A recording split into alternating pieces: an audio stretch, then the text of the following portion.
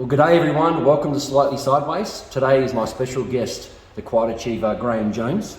Jonesy, I'm just going to read out a couple of things about your career, and just about your racing, really, not so much as a car owner. Yep. Was the Rookie of the Year in 78-79 season. You're 2 times New Year Speedcar Derby winner, 2 times Laurie Matthews Memorial, Northern Territory champion. In 82-83 you won 7 feature races in a row at Claremont Speedway, and not easy to do in that calibre and that class on the back, era. A 2-time state champion in 88, 89, 90, 91. 4 President Cups, 39 feature race winners at Claremont Speedway. You're a national champion 1988, 89 at Rockhampton in Queensland, and you won the last speedcar feature race at Claremont Speedway in 2000. How does it feel when I read that out to you? Well, a lot of years went pretty quick. I tell you what, Jason, it did. And I often say, you know, I went down there just to enjoy it all and shift a bit of dirt. That's what right? we did on Friday nights. Yeah, to unwind but I really got a liking for the competition, and wanted to be good at what I did, and just loved the sport. Yeah, so it was great. Awesome. Take us back as a kid. What were you like as a kid? Where did you grow up? Okay, in Forestfield, which there wasn't many people around there in Forestfield in those days, but up the road there was a family called the Nickersons, which I don't know if you remember. They were great speedway people, solid motorbike people, which is probably my first love of speedway. I would have loved to race solos, but it didn't happen. So then just watching that and getting involved with the motorbikes, and on the other side of Forestfield we have the greatest competitor, my hero, Charlie West. Oh, right, yep. So I grew up following Charlie and watching him down at Speedway, and then just fell in love with speed cars. Yeah. And that's what I wanted to do. Wow. What was your first purchase of your car? Okay, that was, it was a beautiful car when it came out brand new. It was a car that Brian Sadler built for George Markovich. It was the Maroon number 2. Beautiful, beautiful car, but it had a couple of owners, and I bought it. And it was quite funny when I told Gwen that I was going to go speed car racing and I was going to go and pick up a car. And when I bought it from young Kenny Ditchfield, he'd pulled it all apart. It was just laying in bits and pieces in the shed. And I brought it home in the trailer and tipped it out. And Gwen nearly died. She said, what the hell are we doing with this? But anyway, that was the beginning. That was my first car. Wow. Yeah. In those days, did you build a lot of your own stuff, make new parts? Was it constantly evolving like that, where you had to be, very good with your hands to make the thing go faster? You did. Look, that car had a red motor Holden in it, which was heavily modified. We had to do a few things with it. And everything you did, you had to go and get machined. Everything. You know what I mean? Obviously that car had all the good parts on it, built by Brian Sadler. But yeah, there wasn't a lot of stuff that come direct from America. Yeah, it was, mainly you couldn't afford it. Yep. And it wasn't readily available, whereas today there's 3 or 4 dealers around the country, and it's all on the shelf. Yeah. So much better. What was it like, on a Friday night? And I know you did some country shows and all that kind of stuff, but especially on a Friday night at Claremont, to try to finish work, get everything organised during the week, and then get down to race. Hey, Jason, that's something we often talk about now. I guess because you get older, you're slower at what you do. But like now, it's like you have breakfast and go to Speedway. Yeah. Saturday, Yeah. Whereas we used to work till 4 or 5 o'clock. Yes. And then jump in, have a quick shower. You had the car loaded on Thursday night. It was all free. Jump in the car. As long as you're down there by 6 o'clock, you get it out and start wheel packing and get ready to race between 7 and 7:30. Yeah, because in those days you had the solos and stuff on early on, so that was the program going. You had a bit of time. Yeah. And it was a pretty regimental program. When you thought with solo sidecars, TQ speed cars, and sprint cars, or in the early days, super modifieds or sedans. Yeah, it was, and then they'd track crane and prep, then ran you go again. It was going to shift a bit of dirt. Yeah, it was good. What was it like financially back then for you? Getting the car prepared, buying some tyres, all that kind of stuff. Was it comfortable or was it a struggle? Oh no, you had to work harder. I had a couple of jobs. Yep. Yeah, I know. I worked 6 or 7 days a week just so you could race. Yeah. It was tough to do it properly. Yep. If you wanted to be good at what you did, you had to work at it. Yeah, it didn't come easy. Other than Charlie West that you just mentioned, who were some of the competitors that you admired back when you sort of first started, looking at late 70s, early 80s that you raced with? Some good names in there, I'm sure. Oh, look, I mean, obviously the top down there then was John Fenton and Charlie West. The rivalry between those two was just something else, you know. And if ever there was any match races on, it was pretty awesome to be. But I started off with the speed cars helping Ross Nickerson. He was a champion solo rider, won a few state titles, went to England. And then Ross was the same. He was working hard, found it was hard to get there every Friday night and keep it all going. And then that's when I started to do it myself. But the people we were watching, you know, back then, I mean, gee, in the earlier days was Clarkey and, it was pretty hard to think of all now. You had Hank Van Holt and McDonald and Billy Jost and all those guys. Yeah, they were just heroes. Yeah, good guys. Absolutely. The dynamics of Claremont Speedway, did you understand what it was and how mega it became in history while you were racing? No, not at all. You were too involved, I think, in what you wanted to do. It wasn't really till it come to an end that you realised just how great it was, and was saying earlier just how good a promoter Con Micro was. He was just something else. Do you remember your first feature race win? I'm asking you a little bit now because, you know, as you get older, it's a bit harder. But do you remember your first feature race win? I do. Yeah, I do. And the feeling? And actually, it was in the car we called the BMX car, and I had a autocraft in it. I nearly won my first one in a Holden. But it blew up about 50 metres before the line, and Noel Bradford just pipped me. But I did it in an autocraft Volkswagen. Yeah, right. Yeah. And what was the feeling like after the race meeting? Was it like, I knew I could do this, I got it done, and have a few beers, or was it just like, whatever, get home? No, it was awesome, you know, because when I realised then, I thought, no, I know how to sort this out. You know, this is pretty easy. I think it was 2 metres later I wrote the whole thing off.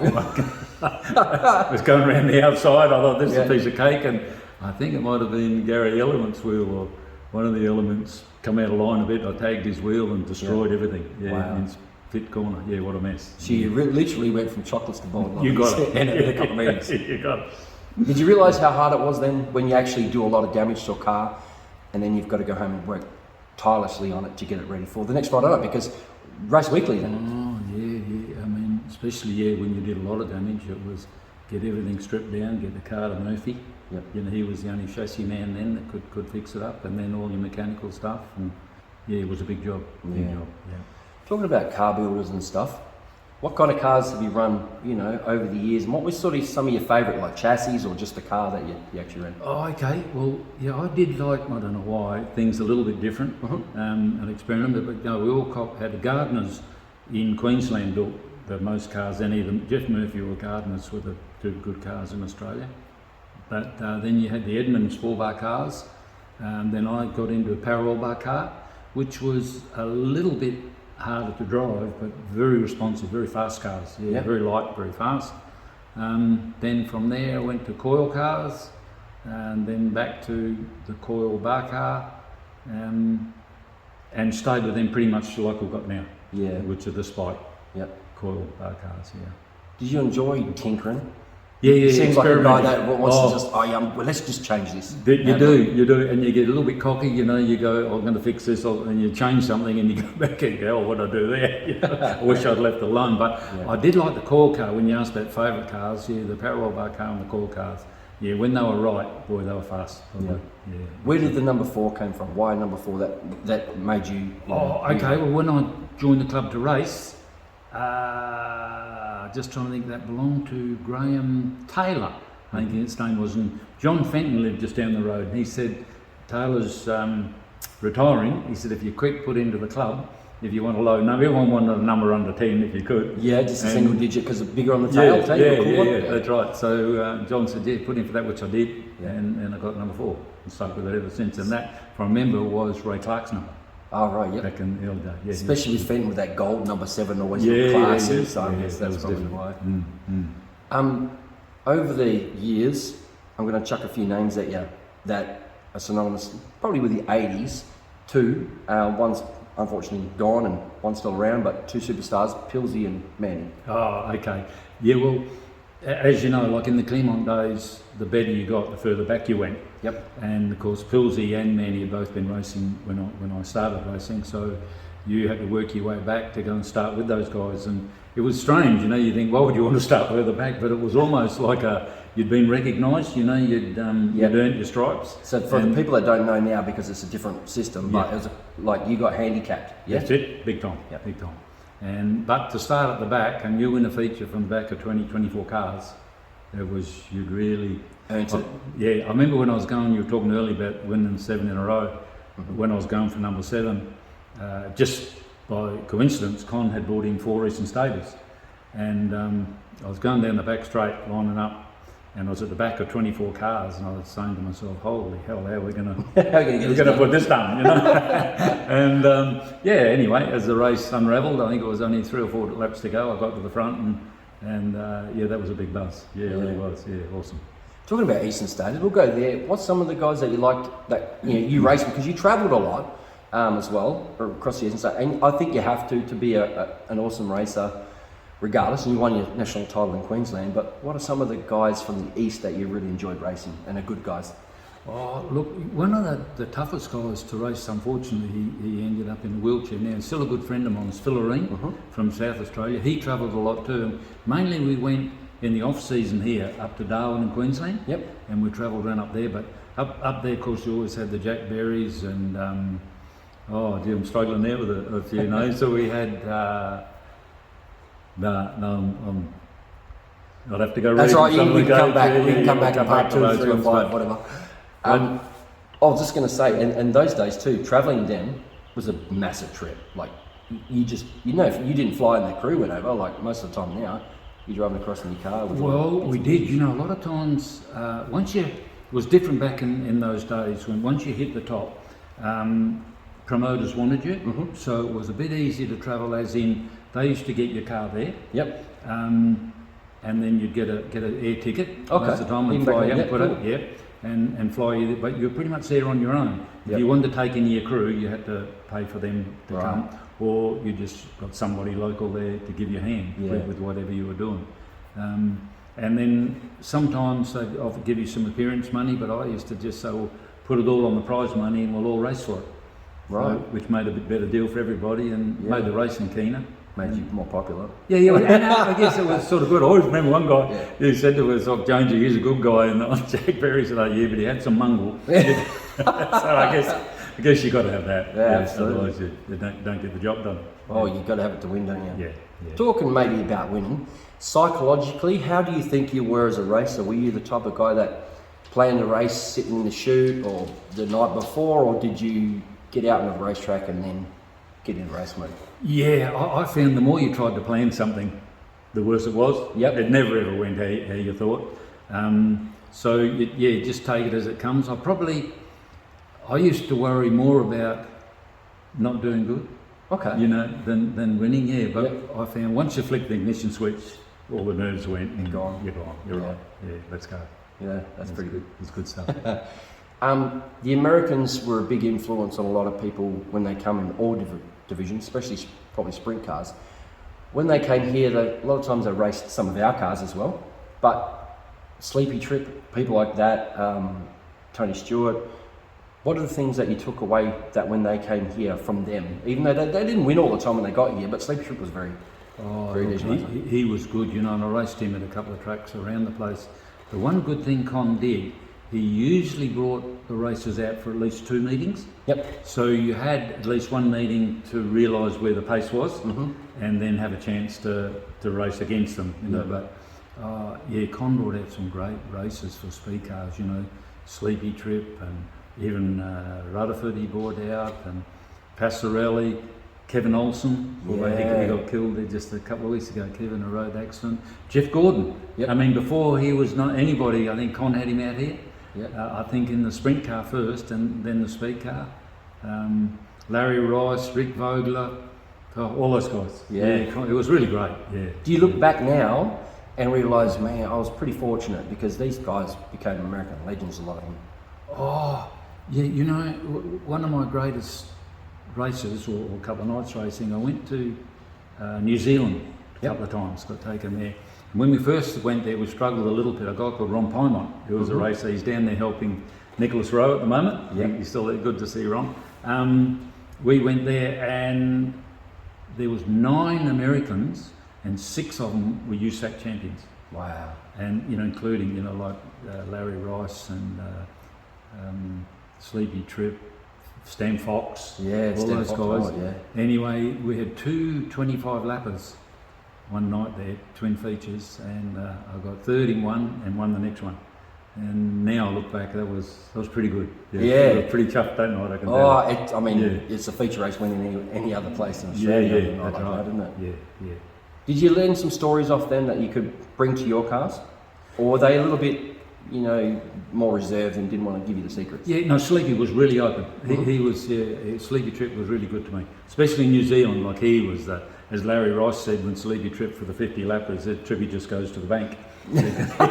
He was that good. I think he won 9 of the 50 lappers there. Yeah, he was awesome. He had a unique style too, didn't he? Because the left-hand front wheel would come up. He was one of the first ones that came across and had that running on 3 wheels pretty much the whole lap. That were the parallel bar cars. That's how they did it. Yeah, they ran the went. And I was very envious of him because he used to drive like this, just push pull with one hit like that. Okay. And if ever he's alongside you and you'd be driving your heart out and he's just alongside you doing this. He had such great car control. He was something else.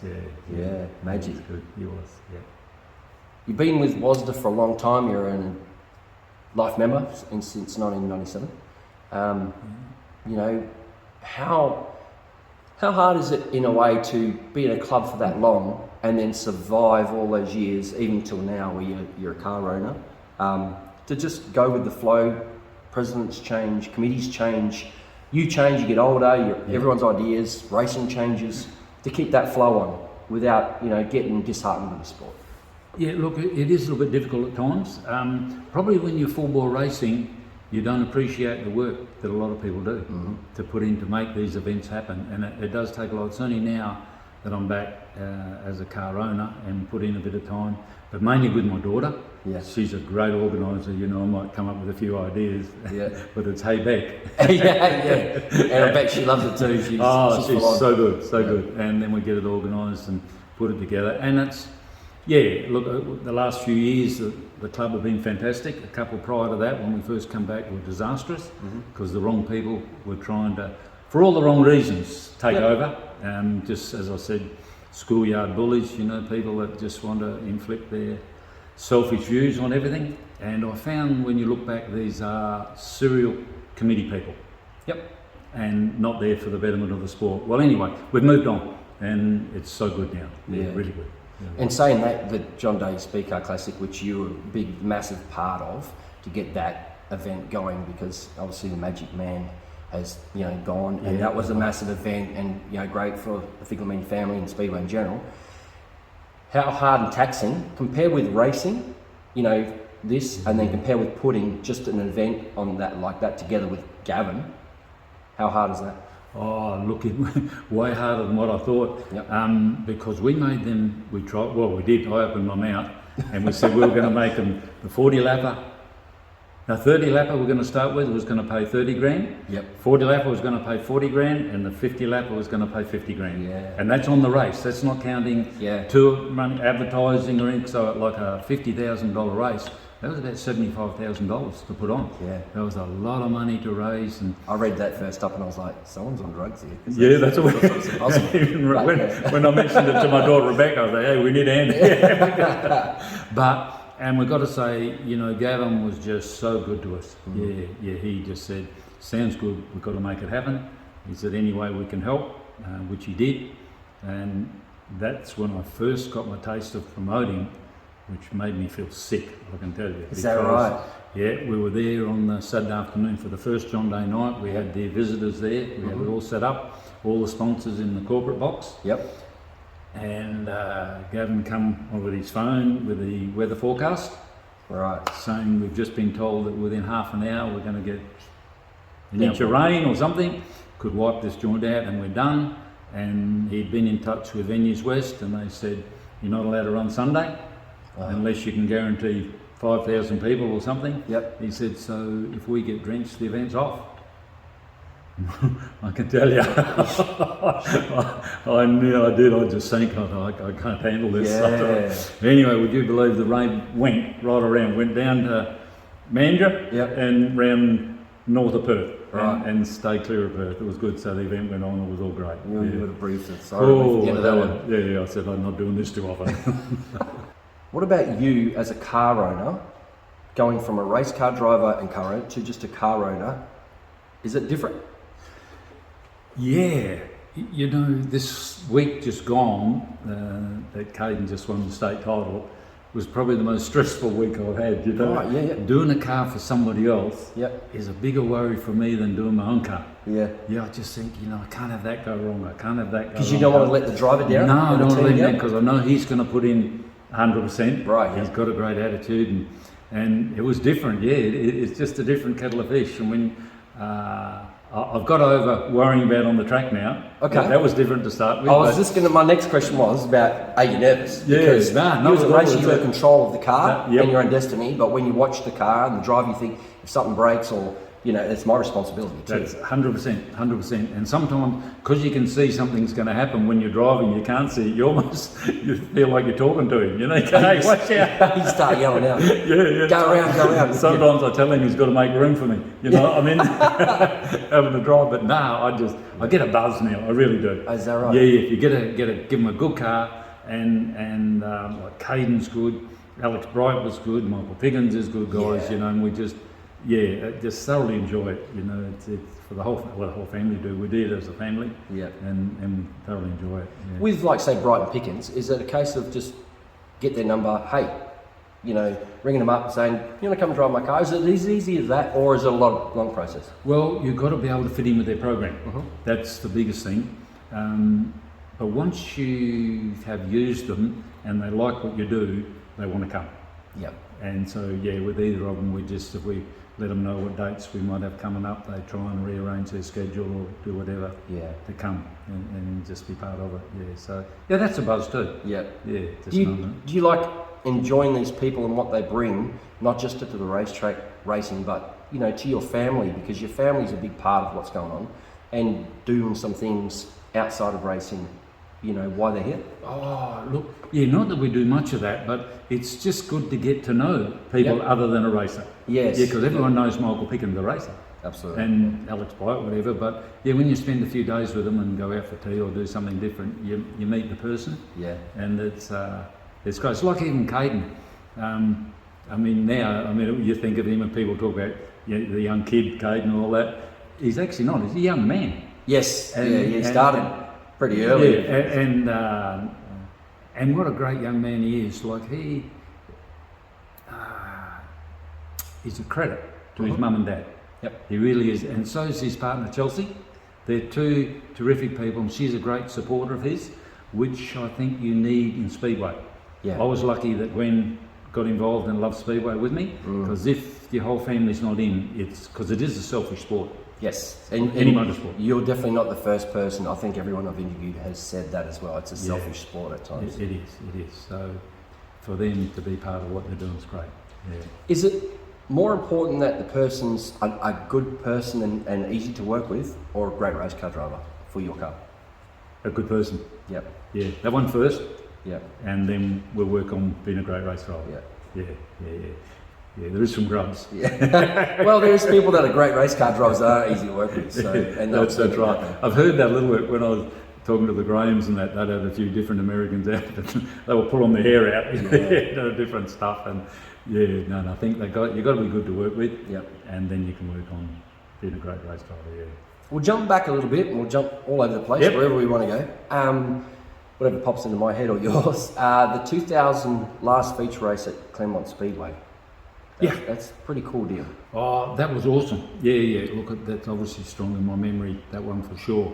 And I think the same night we got inducted to the Hall of Fame down there. It was a pretty special night for sure. And I did have all intentions, I didn't know for how long, but I did want to go to the Motorplex. Yep. But my business had taken off. I have a resource business. I had sand pits and hard rock quarry and trucks and stuff. And at that stage, my debt got pretty high for what I was doing. Okay. And I just thought, hey, I've got to watch what I'm doing here. Yep. I had to give 100% concentration on the business. So I had to walk away. Right. How hard was that? Really hard. Yeah. Yeah, it was really hard. In fact, it was that hard I never used the word retire. Is that right? No, I thought because I am coming back, I'll do something. You know? No wonder he's still coming, people. Don't worry about that. that's right. Tom Payette, don't get too I can always say I didn't retire. Yeah, that's true. But then, as things got busier and busier, and it just got bigger and bigger, and I enjoyed that too. That became my next passion then, see? Yep. So I did that and did it properly, and then now it's reversed. I still own a car now and I go racing. Yeah. With your lovely wife Gwen, who's, you know, the backbone of some of the stuff that goes on, no doubt. That feature race, when you did that and at Clermont, you drive home, is it one of those times where you look at each other and go, see, this is why we did it, this is the feeling, this is why it's worth it? You do, you have a lot of nights like that, Yeah. you know. You also have a lot of nights going home you don't talk. Elaborate. Or when you get caught talking in the pitch to the chick that... Oh, right, the trophy girl or something. Yeah. No, not really. It's just sometimes, like Gwen would say, you're like a bear with a sore head, you know? Yeah. When you've got things going wrong and you're just trying to concentrate and you just want to work it out. Because whilst it's great to say you do it to be competitive and everything, most times you don't like being beaten. Yep. And so you're already starting to think about what you've got to do for next week, yeah. See, that's an interesting thing, because someone on my side of the fence who's a fan first and foremost, and there's a lot of them out there that see Graham Jones as the, you know, nice guy that's, you know, calm and collected at the racetrack every time you see him. Is there times where you do get that, like, gorilla back, like, stay away, I'm just race mode, or I'm pissed off? Yeah, you do get uptight. Yep. Yeah, you can definitely get uptight. And probably you don't try to show it too much. Yep. But no, it does happen. Yeah, you might snap it a little bit and do something and think, I shouldn't have said that, or I shouldn't have done that. But Yeah. you get back on top pretty quick. Yeah, absolutely. And I guess mentally you have to, because you know, you got to keep the ball rolling and the family happy. Yeah, that's right. Raising a family, you had your son race as well? Yeah, Andrew did a little bit, yeah. My wife Gwen didn't really like that. Okay. She didn't want him in a speedcar. And for dangerous reasons or financial? I don't know. I said, well, how come you didn't mind me racing? But you did. she I can get another husband, it's okay. She said, you can look after yourself. Yeah, Right. So, but Andrew, yeah, he did. He was showing signs of getting gripped. I think he won a race or two, and then, but he had a crash, which I think cracked his sternum and gave him a bit of grief for a while. And, and he did actually have a disease that was actually aged his bones. Oh, okay. Yeah, which was pretty sad, really, because otherwise it would have kept going. But Gwen had said, hey, you've got to think very sensibly about this. Yeah. And so in there we did. So Yep. I thought, well, okay. He loves working on race cars, you know, like on a Saturday night, or even he comes here during the week, and he just loves it too. Yeah, it's awesome. Like, yeah, and especially winning. He's just a winner. Yeah. He really is. Him and his mate Scotty, that gives us a hand. Yep. They're two great guys to be involved with. Yeah. How cool is that? Then you got, you know, that bond, and you'll forever have it. Awesome. Yeah, that's right. That's why I was saying sometimes if you get uptight and you snap a little bit, you can't keep that going. You've got to relax. And, because there's other people working with you. Absolutely, yeah. They're putting in a big time too, so it's all good. You walked away from racing for a while. You and your wife started doing other things. Yep. Gwen probably got comfortable, and you know, hey, it's about me a little bit now as well, which is fair enough because you put so much effort in the speedway and what you do. How hard was it to come back and go, hey love, like, what about it? Yeah, for me, as I said, it come from the kids. They both said, hey, come on, we'd like to do a bit of racing. We've been around speedway all our life, and Gwen and I, as Gwen said, she'd found another life. We found a movie theatre and some restaurants and a few things. Right, she's got looked up. She was the speed car. She got pampered and money spent on her. Right. And you do, you know, it's one thing you do look at. When you stop, that realise what other people did put in. Yep. So it was a pleasure then to do other things, you know, to keep people happy and enjoy life and do a bit of travelling and cruise around. But then when the kids wanted to do something, well, I mean, I still loved it. Gwen wasn't sure. Yeah. But now when we go racing, she just loves it now Yeah. too. Yeah, it's all good. No, that's good. You've raced a sprint car. A lot of people do know that. But some people out there looking at, you know, Graham Jones, probably the legend now instead of the racer. They might not have been around, you know, those times that you race. You run a sprint car, you won a feature race. Yeah, look, I was lucky there. Sadly, it was when Gavin Migro was sick. It was his drive with the Wojcicki's from Collie. Yep. And Gav was crook, and he just said to me, you know, Jonesy, we've got the state title coming up. Would you like to have a run? And I thought, yeah, okay, that sounded good. So I went down and did a practice, and I got the hang of it pretty quick. It was good for me, and we won the feature, and everyone was excited. It was good. So that should have been the state title that night, but it got cancelled till the next night. So I'm going to race it the next night, and there was a little bit of misfortune in the pits with people doing things, and we went out for hot laps, and the steering wheel come off. And I went hurtling into the back fence with no steering wheel, and I can still always remember thinking, this is going to hurt. I had the steering wheel in my hand. Wow. And I remember what a sick feeling that would have been for that second. And I was crashed. I don't know how many times it flipped, and I was hanging upside down on the infield, and I can still see poor old Gavin running across the grass, and I just sent the wheel out flying across the grass. Wow. Gavin said, for a novelty, I should have thrown it out while I was slipping. Good TV, you reckon? But unfortunately, it wrecked the cars full of Jersey, and that was a beautiful car. It was very fast. Lovely car, fast car. Yeah, it was a shame. But. So you never thought about, you know what, it's not bad, I might go back to that at all? Well, I did, I definitely thought about it, what to do, but I was in my 40s, and I thought if I want to take it on, you naturally want to be the best at what you're doing, and I thought I didn't know if I had the time to dedicate being in the sprint car to carry on that far. So I decided not, and my business was starting to go bigger then, so we stayed with the speedcar.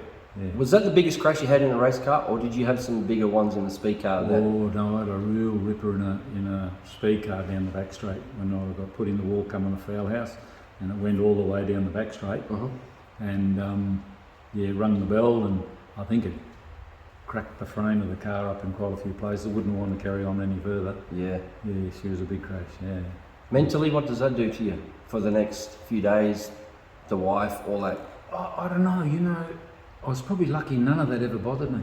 Okay. Never. You hear some guys, I don't want to sound here a bit callous, but a lot of people say, you get married and you have kids or your family or your business or whatever, I think, but nothing never worried me. It was just, don't make a mistake, rebuild, be good at what you do. Wow. When someone did get hurt, and they did in my era, there was a couple were killed, and you just said, well, they made a mistake. Okay. Don't make a mistake. Yep. How are you the night before racing? Are you edgy? Do you get home and you sort of give the whoops to everybody, or are you nice and calm? Yeah, I could keep it inside, but no, you definitely feel it. Yeah. Oh yeah, if it was a big night or there was some interstaters or Americans coming in, you definitely. And as I said, it was probably for me, it was more about failing. Yeah. I didn't want to go out there and not do the job. Yep. That was the biggest worry. Yeah. But as I say, once you flick that ignition switch, the motor fires, it's all good. It's all good. If Graham Jones wasn't racing speed cars, was there anything else on the horizon that Graham Jones wanted to do? You said about solos before, which is quite surprising. I've never heard that before. But did you ever get on a solo, or would you have wanted to and said, you know what, I'm going to have a crack at that? Yeah, I look, no, not a solo, but a bit of enduros and motocross and a race go-karts. And that's probably why it was hard on Gwen. She'd been around racetracks since she was 18. Right. So when we decided to walk away and have a break, she did enjoy it. Yeah. So it was good. So no, I just loved anything to race, anything on wheels. And in fact, a guy called in here the other weekend, Kevin Street. I hadn't seen him for years from school, and he was talking about health and how good he was. And he said the only thing he's got, he's got some false teeth. He said that was your fault from racing billy carts. He said, Jonesy, you always wanted to race. Race your shopping trolley at Woolworths. Yeah, that's right. He had a crash and he chipped his teeth. So okay, I didn't remember that. Right. So anyway, so just anything to race was great. Yeah, but especially speedway, speed cars. Yep. Yeah. As a person, are you competitive in everything? Like not just racing, but like when you do something or you play cards or whatever it is, you just. That's it, you're on? Nobody could beat me in business. Is that right? Yeah. I tell you. A lot of people started trying to beat what I do and all that, but they had no chance. No chance. Is that passion and just hard work? Is that? Yeah, everything. Passion, hard work, and the will to be the best. Yep. Just be the best. Yeah. I'm going to wrap it up a little bit, and there's so many questions, a million, but do you often sit back and go, wow, I actually did a bit, achieved, or not yet, because you're still doing what you're doing? No, I do now, and it's only through people like yourself and things my daughter done up through other people doing promotion that you realise just what you had done and where you'd been. And you know, we talk about probably 40 feature races there at Clermont, and then you look around the country and overseas, and then you know it's probably, I don't know, could be 60, 65 feature wins around the place. And and I think of the company I've had and things I've done, and now, especially now, yeah, it does mean something. Yeah, it's pretty good. It looks like you're in a pretty good spot in life, most parts, with things. I mean, being a car owner, having some good drivers, you know, having the money to do it because you're in your business and stuff. But not always we get things the way we like it. You're getting a little bit older, and your health and your wife's health aren't the greatest at the moment either. No, I mean that is a reflection, makes you reflect on life big time, I can tell you. Like my business, I had to get out of that all had to go. Yep. When I got diagnosed with some cancer, and the specialist said, have you got any stress in life? And I said, well, that starts at 4:30 in the morning with the first phone call. So absolutely, that all went. So, but now I'm at ease with it a lot better. I did worry a lot, stressed a lot. It was hard on both of us because we got it, cancer within a month of each other. Which is the worst deal you can... Yeah. So I personally now, I have a heavy treatment once a month, which knocks me around for about a week and a half, sometimes nearly 2 weeks, but then I get a good couple of weeks and get ready for it again. But I'm still enjoying what I do and who I do it with, and so I think that's okay. You know, as I say, if you're walking out of a hospital and you see 4 or 5 year old kids with tubes and stuff hanging out, you go, Jonesy, it's all okay. Yeah. It's okay. Yeah. I think, you know, knowing you for quite a while, we're not the best of friends or anything like that, but just sitting here talking to you, what I perceived, who you were, what I knew, is definitely the person that's sitting next to me now. So you should be proud of yourself for just who you reflect to most people is exactly who you are. Thanks for that, Jose. I appreciate that. And I do, I try to be who I am.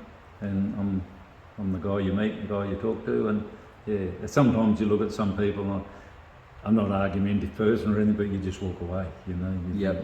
It's not worth the stress. Nah, not especially not now. You look back and think, nah, life's too short and it's okay. Yeah, it's all good. So the immediate future, we've got one race meeting left at the Plex. And just to sort of, you know, I'd say... Two, I think we've got. Two, yep. What's the go with you? What's your plans for, are you looking towards next season? And well, we're going to, I won't be able to go to Darwin this year. We've found both Gwen and I with the Keno, the heat knocked us around too much. Yep. So I did just speak to Caden about whether we might go across and do the 50 lapper. Okay. Over at Sydney on the new Speedway. And so at the moment, that's the plan. Yep. So hopefully we can put that together. Yeah. And that'll wrap this season up, and we'll sit down and have a look at what we've got to do. One of the last questions. The Quiet Achiever, was Con give you that, or is that something that came from somewhere else? You know, I think, Con and I think Ken Brown. Okay. Yeah, it was Ken. He had two names for me. One I think, he called me the Quiet Achiever, and I think I'd forgotten all about it, but it was in one of his write-ups. There was a big schmozzle at the Speedway one night, and I was leading the feature, and I think I was just slapping a car, and Keith Mann come across the grass and clipped the back of my car and half spun it, and he went across first. And anyway, I got given the I feature. remember that race. Oh, did? Okay. Yeah, anyway, people were carrying on. Keith going was unhappy about that in the pits. and everyone was carrying on. They come over and they said, "Oh, Jonesy, why don't you protest? You know, and put a whatever over because it hadn't been decided." That's right. Yeah.